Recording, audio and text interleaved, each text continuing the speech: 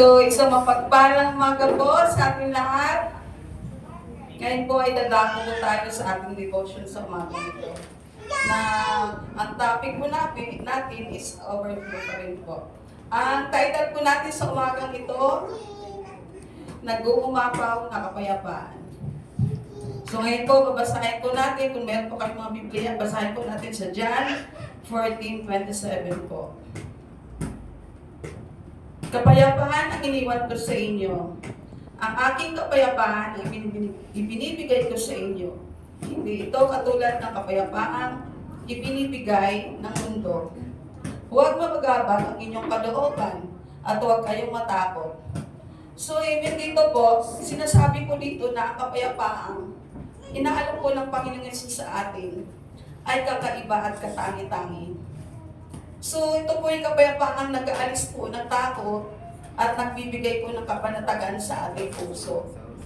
Kahit anumang pong bagyo, ang dumating man sa buhay natin, ang kanyang kapayapaan po ay laging naroon para sa mga nagtitiwala sa kanya. So, amen? So, sa second verse po natin, Isaiah 26:3 po.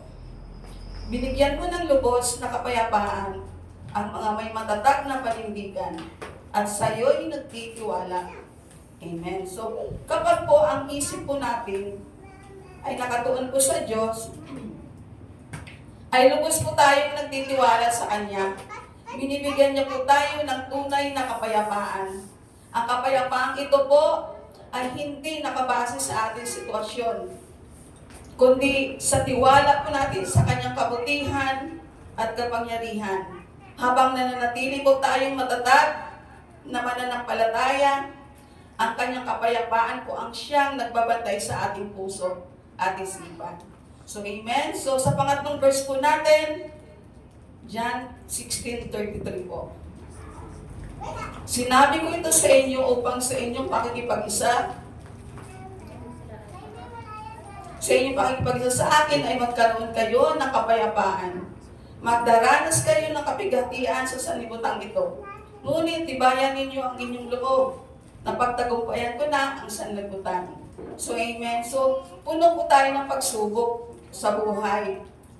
Sa buhay po natin. Ngunit ang Panginoong Yesus po ay nag-o-offer po sa atin ng kapayapaang kayang lampasan po ang lahat ng ito. So, dito po pinapaalala niya sa atin ang mga problema ay hindi maiwasan. Ngunit, mapanatag tayo dahil sa Kanyang kamay. Dahil po sa Kanyang kamay, ang buong daigdig. Ang tagumpay po niya ay nagpapatibay sa atin na anuman ang harapin natin sa buhay. Siya ang mangingibabaw sa ating puso. Amen? Sa apat na verse po, last verse po, Colossians 3:15 po. Pagariin ninyo sa inyong puso ang kapayapaang kaloob ni Kristo, sapagkat iyan ang dahilan kung bakit kayo tinawag sa isang katawan. Magpasalamat kayo lagi.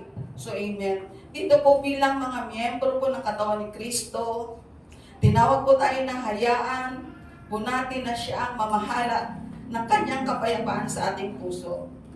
Ibahagi naman natin ito sa iba at sa ating mga komunidad. Amen?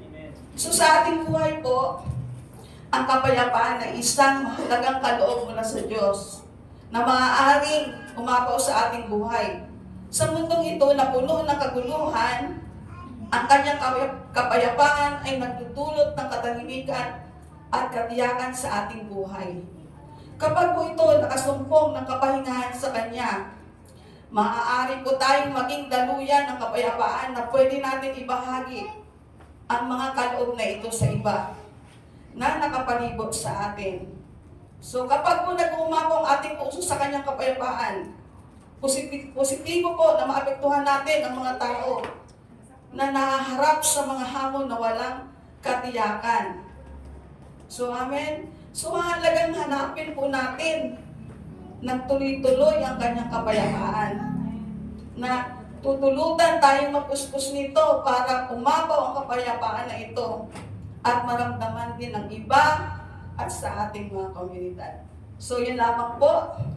Salamat sa Diyos. Glory to God. Thank you, Sister